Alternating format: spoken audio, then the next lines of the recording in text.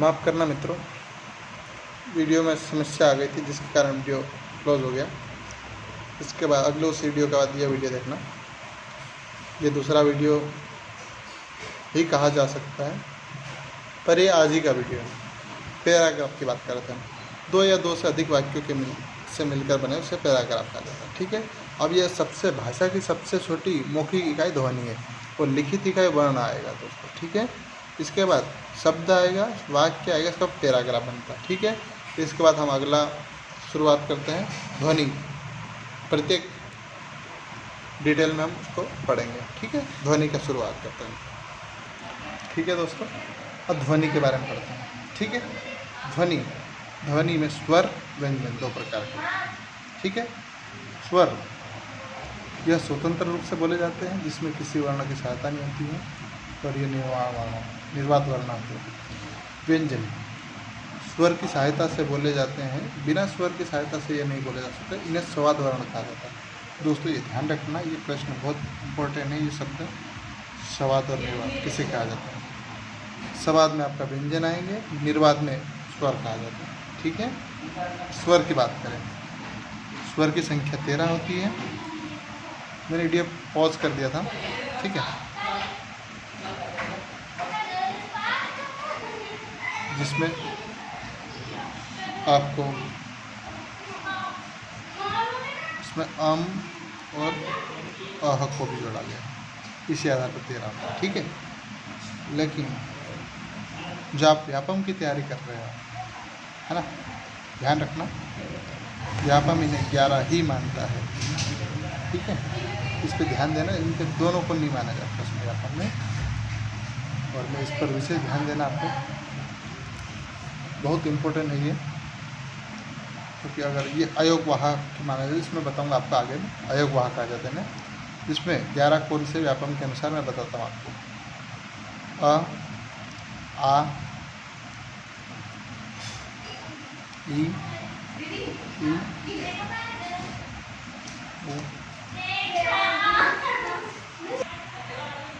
ओ। इसके बाद ऋषि आता है। ऋषि के बाद छोटा ए और ओ, आओ। यह कुल 11। ठीक है। 1 2 3 4 5 6 7 8 9 10 11। अब एक ध्यान देना दोस्तों, कई बार ये प्रश्न पूछा गया है, ये इसमें हाईलाइट क्यों कर, इस पर ध्यान देना। इस पर कई बार ये प्रश्न पूछा गया है कि ऋषि का कौन सा स्थान, तो आपका प्रश्न में उत्तर होना चाहिए 7वां। ये कई बार परीक्षा में पूछा गया, तो इस पर विशेष ध्यान देना। 7वां स्थान है ऋषि का शुरू से। ठीक है। अब मात्रा के आधार पे प्रश्न आता है। मात्रा के आधार पर स्वर कितने होते हैं? 10 होते हैं। ठीक है। इसमें ऋषि को नहीं जोड़ा जाता है, ये नहीं है, बाकी सब है। मैं आपको लिख देता हूँ ताकि आपको भी सही दिक्कत ना आए। आ, छोटी ई, बड़ी ई, छोटा ऊ, बड़ा ऊ, ऋषि नहीं आएगा। ए, बड़ा ए, ओ, आओ। ठीक है। ये 10 होते हैं ना। मात्रा के आधार पर प्रश्न आता है सीधा। स्वरों की संख्या कितनी है? तो 11 लिखो, लेकिन मात्रा के आधार पर लिखोगे पूछेगा तो 10 लिखना पड़ेगा आपको, ये आपको लिखना पड़ेगा। ठीक है। और मैं इसीलिए लिख रहा हूँ, मैं पहले भी लिख सकता था, पर मैं चाहता हूँ कि आपको मेरे सामने साथ में पढ़ो और आपको दिक्कत नहीं आए। ठीक है। नहीं तो कहीं पहले लिख के मैं आपको बता सकता हूँ, पर मैं लिखते हुए आपको पढ़ाना चाहता हूँ। अब दिक्कत आए तो कमेंट करना मुझे, मैं उसका हेल्प करूँगा। ठीक है। अब अगला पढ़ते हैं। हमारे पास बोर्ड नहीं है, पेपर में ही पढ़ रहे हैं, पर यही पढ़ाई एक दिन सफलता की ओर आगे ले जाती है। हम व्यंजनों का बाद में वर्गीकरण करेंगे, फिलहाल में स्वरों का पढ़ते हैं। स्वर पूरा पढ़ेंगे, उसके बाद ही व्यंजन को पढ़ेंगे। तो अगला टॉपिक है इसका स्वरों का ही, हम स्वरों का वर्गीकरण करेंगे। ठीक है। स्वरों का वर्गीकरण। ठीक है। मैं आराम से पढ़ा रहा हूँ ताकि आराम से समझ पड़ जाए। इसका वर्गीकरण किसने किया था? कामता प्रसाद गुरु ने। कामदा लिखा गया, सॉरी, कामता प्रसाद गुरु। ध्यान रहे, स्वरों का वर्गीकरण किसने किया? कामता प्रसाद जी गुरु। ये मोस्ट इम्पोर्टेंट है। ठीक है, ठीक है। और उन्होंने अनेक प्रकार के किया, लेकिन व्यापम 3 प्रकार से ही मानता है स्वरों का। तो हम 3 प्रकार का तो फिलहाल में पढ़ते व्यापम के अनुसार किया। ठीक है, व्यापम के अनुसार, क्योंकि व्यापम 3 प्रकार का ही मानता है तो हमें यही पढ़ना पड़ेगा, नहीं तो हमारा प्रश्न गलत हो जाएगा। ठीक है, मैं लिख रहा हूँ अब। ठीक है, इसका उच्चारण के आधार पे है ना, उच्चारण के आधार पे मैं आपको पढ़ा रहा हूँ। पहला उच्चारण के आधार पे ना,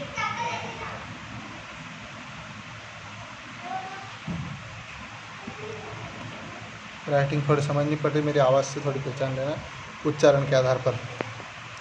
ठीक है, और जिसमें लघु स्वर, लघु या ह्रस्व स्वर, इन्हें मूल स्वर भी कहा जाता है। ठीक है, यह है 4: अ, ई, उ, री। ठीक है, इसमें मुख से कम वायु निकलती है, कम वायु है ना निकलती है। ठीक है, अगला, ये पहला इसका इसी का भाग है ना। इसके बाद दीर्घ स्वर,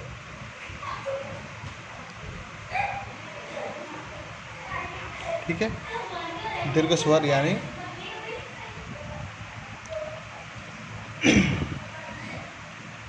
इसके भी 2 भाग हैं, संधि स्वर और संयुक्त स्वर। संधि स्वर में आ, ई, उ आएगा। ठीक है, और संयुक्त स्वर में छोटा ए, बड़ा ए, छोटा ओ, बड़ा औ। ठीक है, ये आएगा। पर ऐसे तो हम इन्हें साथ ही माने जाएंगे, ये दीर्घ स्वर में दोनों आएंगे। जैसे पूछता है संधि स्वर की संख्या कितनी है, तो आप बताएंगे 3। संयुक्त स्वर की संख्या 4। ठीक है, इनको उच्चारण करते समय मुख से ज़्यादा वायु निकलती है। ठीक है,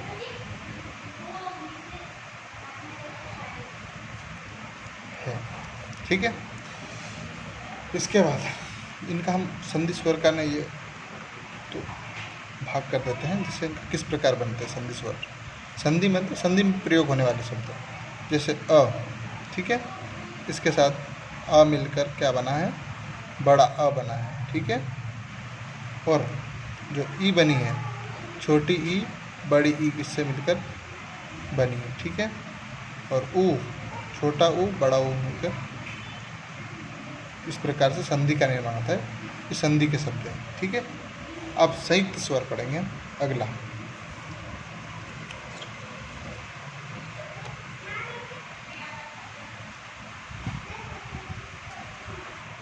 अब ये बचा संयुक्त स्वर।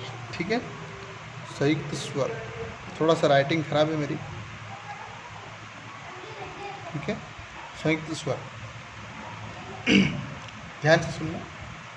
2 अलग अलग स्वरों के मेल को से जो वर्ण बनता है उसे संयुक्त स्वर कहा जाता है। 2, ये डेफिनेशन है, परिभाषा।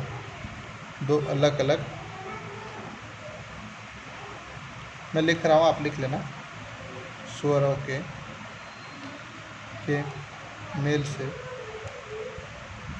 जो वर्ण बनता है उसे खासियारी संयुक्त स्वर कहा जाता है। ठीक है, जाता है, यानी इसमें ए और ऊ से मिलकर बना है। ये इस प्रकार अलग अलग वर्णों से ये मिलकर बना है स्वरों को, है ना। ठीक है, इसके बाद हम है ना अगला। ठीक है दोस्तों, तो इसमें किस प्रकार के प्रश्न आएंगे आपको मैं बता देता हूँ। स्वरों का वर्गीकरण किसने किया था? कामता प्रसाद गुरु जी ने किया था। कितने प्रकार से? 3 प्रकार से किया था। उच्चारण के आधार पर लघु स्वर, ह्रस्व स्वर जिसमें, और मूल स्वर भी कहा जाता है उसे। अ ई उ री, है ना, 4 है। ठीक है, छोटा अ, छोटी ई, छोटा उ, ऋषिका। ठीक है, ये मुख से कम वायु निकलती है। इसके बाद दीर्घ स्वर पढ़ा हमने, है ना। दीर्घ स्वर में मुख से ज़्यादा वायु निकलती है और इसमें भी 2 भाग है, संधि स्वर और संयुक्त स्वर। संधि स्वर बड़ा आ, बड़ा ई, छोटा उ, बड़ा उ, और संयुक्त स्वर में छोटा ए, बड़ा ए, छोटा ओ, बड़ा आओ। ठीक है, ये रहेंगे, पर ये दोनों उसी में माने जाएंगे, दीर्घ स्वर में। ठीक है, जिनको उच्चारण करते समय ज़्यादा स्वर, लघु स्वर से ज़्यादा समय लगता है। ठीक है, अब अगला आया अपने पास, दीर्घ स्वर पढ़ लिया, संयुक्त स्वर भी हो गया। ठीक है, इसके बाद अब प्लुप्त स्वर। प्लुप्त स्वर ठीक है, इनकी कोई संख्या नहीं है, ये इस टाइप के होते हैं। ये है ओम, जैसे ओम, इस टाइप से बना देते हैं 3 का, और नीचे और राम, ये इस टाइप से। ठीक है, इन्हें उच्चारण करते समय लघु स्वर से कितना समय लगता है? तिगना समय लगता है, और दीर्घ स्वर से दुगना समय लगता है इनको। ठीक है, इनका उच्चारण करते समय इतना समय लगता है। ठीक है, ये ज़्यादा इम्पोर्टेंट नहीं है, फिर भी प्लुप्त स्वर ये पढ़ लीजिए आप, है ना। ये ओम। इसके बाद हम पढ़ते हैं दूसरा टॉपिक। ठीक है, उच्चारण के आधार पे हो गया। उच्चारण में लघु स्वर, ह्रस्व स्वर एक ही के और मूल स्वर एक है। इसमें दीर्घ स्वर और प्लुप्त स्वर। ठीक है, ये उच्चारण के आधार पे 3 टॉपिक है। इसके बाद ओष्ठ के आधार पर, ये अगला है मोस्ट, दूसरा वाला है ओष्ठ के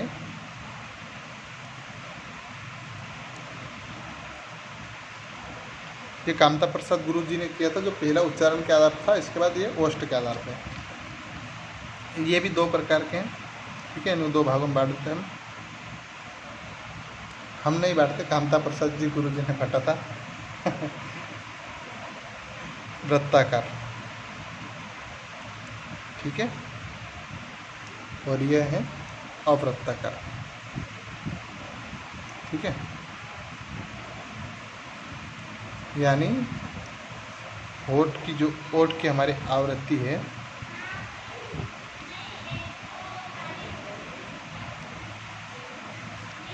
वह गोल या वृत्त के समान होती है उच्चारण करते समय जिन वर्णों का।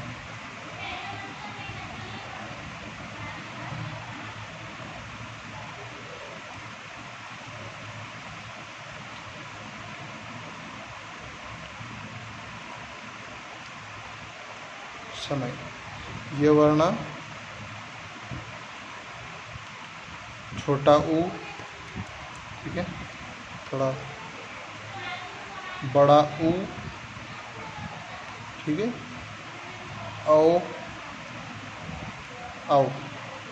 ठीक है, ये 4 वर्ण है, ये वृत्ताकार है, ओष्ठ के आधार पर। ठीक है, होठ के आधार पर, जिसमें इसमें होठ की आवृत्ति वृत्त के समान नहीं होती। ठीक है,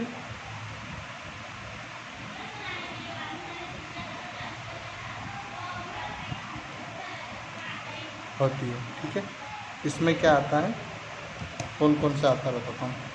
अ, आ, छोटी ई, बड़ी ई, ए। ठीक है, ठीक है, ये अपना बाल है ना। इसमें 6 वर्ण है, इसमें वृत्ताकार में 4 है और वृत्ताकार में 6 है। ठीक है, इसमें होठ की आवृत्ति वृत्त के समान होती है या गोल होती है, इसमें वृत्त के समान नहीं होती, गोल नहीं होती, सीधा मुंह बाहर की ओर फटता है। ठीक है, अब अगला है, हम जीभ के आधार पर करते हैं। तीसरा है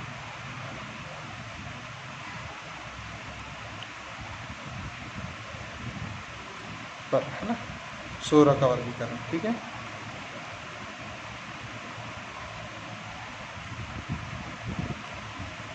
ठीक है, इसमें 3 प्रकार से ये भी है। कामता प्रसाद जी गुरु जी ने इनका भी 3 भाग कर दिया। वो तो खुद गए पर पता नहीं कितने भागों में यहाँ बांट के चले गए। ठीक है, इन्हें भी अग्र स्वर कहा जाएगा, मध्य स्वर, पश्च स्वर। ठीक है,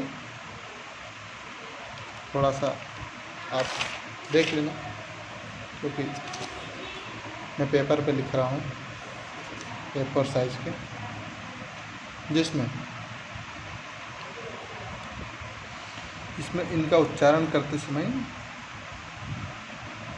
है ना, उच्चारण करते समय, ठीक है, करते समय जीभ का अग्रभाग काम करता है।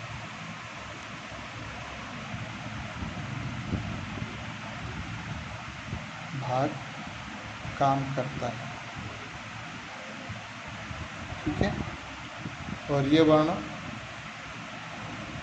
कैसे इधर लिख दूंगा। ठीक है, इसका मैं उदाहरण यहाँ लिख रहा हूँ, अग्र स्वर का ई, बड़ी ई, ए। ठीक है, ये अग्र स्वर है, तो उदाहरण। ठीक है, अब हम मध्य स्वर, इसका उच्चारण करते समय जीभ का मध्य भाग काम करता है। ये इम्पोर्टेंट है दोस्तों, और इसमें एक ही है वर्ण, वो वर्ण यहाँ लिख देता हूँ, मध्य स्वर। ठीक है, इसमें सिर्फ आ आएगा, याद रखने का भी बेहतरीन तरीका है, बीच में बड़ा आ। ठीक है, इसके बाद हम पश्च स्वर, इसमें जीभ का पश्च भाग का पिछला भाग काम करता है, जीभ का उच्चारण करते समय पिछला भाग काम करता है।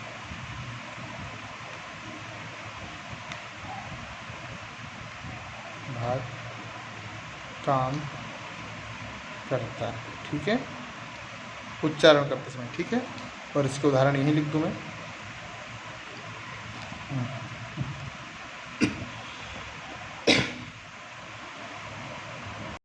मित्रों, गलती हो गई थी। ठीक है, इसमें अ आएगा, मध्य स्वर में अ आएगा। ठीक है, इसके बाद इसका उदाहरण मैं बता रहा हूँ, बड़ा अ, छोटा ऊ, बड़ा ऊ, ओ, औ। ये पश्च स्वर में आते हैं दोस्तों, जिनका जीभ का पिछला भाग काम करता है। पर इसमें बड़ा आ, छोटा ऊ, बड़ा ऊ, ओ, औ। ठीक है, इस प्रकार के वर्ण आते हैं, है ना। इसके बाद हम अगला मैं आपको बता दूं, ओष्ठ के आधार पे हो गया,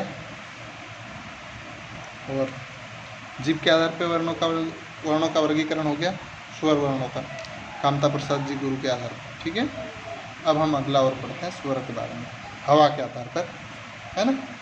ठीक है, अब स्वरों के बारे में हम अगला और पढ़ते हैं कि इसमें किस प्रकार से होते हैं। ठीक, कामता प्रसाद जी का हो गया है, इसमें हम अब मैं आपको पढ़ाता हूँ हवा के आधार पर। ठीक है, हवा के आधार पर ये भी 2 प्रकार के होते हैं। ठीक है,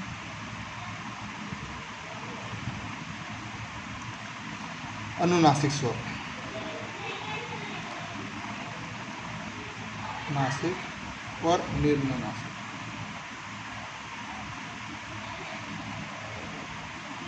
नासिक स्वर, इसमें वायु नाक और मुख से निकलती है, वायु है ना। आप जमा लीजिएगा उसको, नाक और मुख से निकलती वायु। उदाहरण इसके है ना,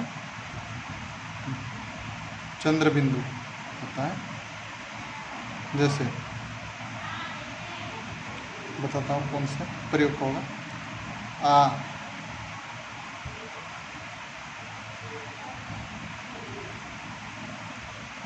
इस प्रकार से, ठीक है। निम्ननासिक में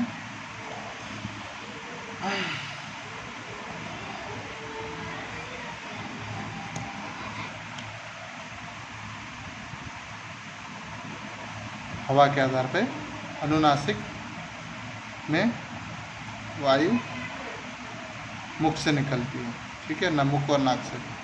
और इसमें चंद्र बिंदु अम और आओ, ठीक है। और निम्ननासिक में वायु मुख से निकलती है, इसमें आ ई ए उ औ औ इस प्रकार की वर्ण है। अब हम अगला पढ़ेंगे विवृत स्वर, अर्धविवृत, स्वरत और अर्धस्वरत, ठीक है। मैं इसको पढ़ाता हूँ आपको, ठीक है। अब हम पढ़ते हैं विवृत स्वर किसे कहते हैं। विवृत स्वर है ना, विवृत स्वर ऐसे स्वर जिनके उच्चारण में जीभ नीचे रहती है, विवृत स्वर कहलाते हैं।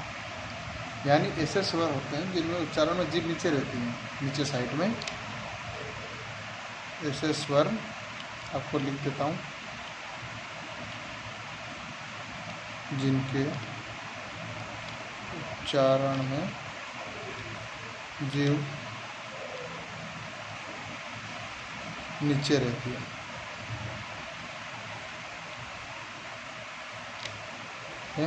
ठीक है, उसे विवृत स्वर कहा जाता है। और इसका उदाहरण मैं बता देता हूँ। बड़ा अ आएगा इसमें, आ, बड़ा आ, ठीक है, हो गया विवृत स्वर। ऐसे स्वर जो उच्चारण में जीभ नीचे रहती है, ठीक है। अगला हम अर्धविवृत।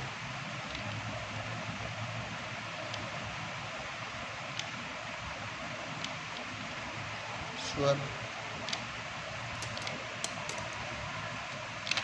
यह भी ऐसे स्वर है जिनके उच्चारण में जीभ नीचे होते, जिनके उच्चारण में जीभ नीचे रहते हुए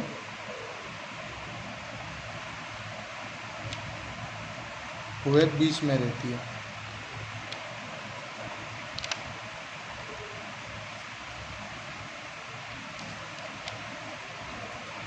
ठीक है, यानी ऐसे स्वर जिनका उच्चारण हम करते हैं, इसमें भी जीभ नीचे रहती है लेकिन बीच में रहती है, पूरा नीचे नहीं रहती, ठीक है।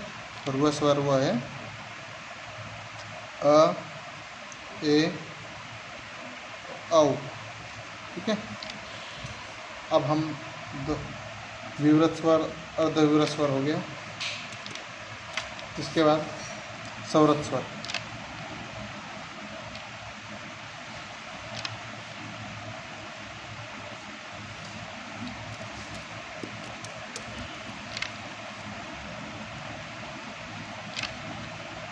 स्वर इनके उच्चारण में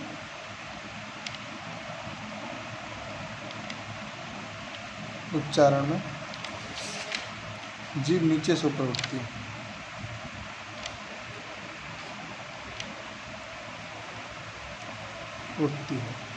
यानी नीचे जीभ रहती है, नीचे से ऊपर। जैसे आप उच्चारण करके देखिए, ई, बड़ी ई, उ, बड़ा उ, इस टाइप से, है ना। इनके उच्चारण करते समय देखिए जीभ नीचे से ऊपर उठती है। अर्धस्वरम। अगला है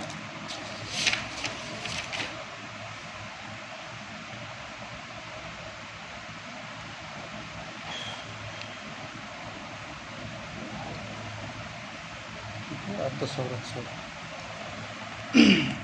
यह इनके उच्चारण में जीभ ऊपर तो उठती है नीचे से, लेकिन बीच में ही रहती है। नीचे से ऊपर उठती पर बीच में रहती है जीभ। यानी मैं डिफिनेशन बता देता हूँ। इनके उच्चारण करते समय जीभ नीचे से ऊपर उठती है लेकिन बीच में रहती है, और विव्रत में ऊपर से नीचे की ओर आती है। आप उच्चारण करो, ठीक है। अर्धविव्रत में ऊपर से नीचे उतरेगी लेकिन बीच में रहेगी। इसमें स्वरत में नीचे से ऊपर उठेगी, ई इस टाइप से जो जीभ पे इसमें ये रहते हैं। और अर्धस्वरत में नीचे से ऊपर उठेगी लेकिन बीच में रहेगी उच्चारण करते समय इन वर्णों का।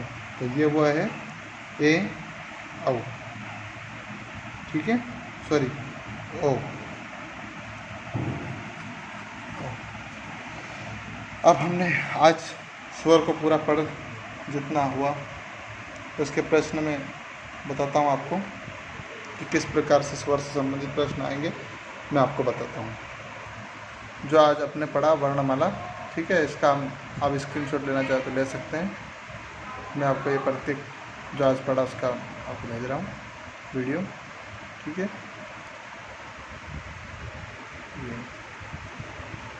हमने इसके बाद हमने ये पढ़ा ध्वनि के बारे में, ठीक है।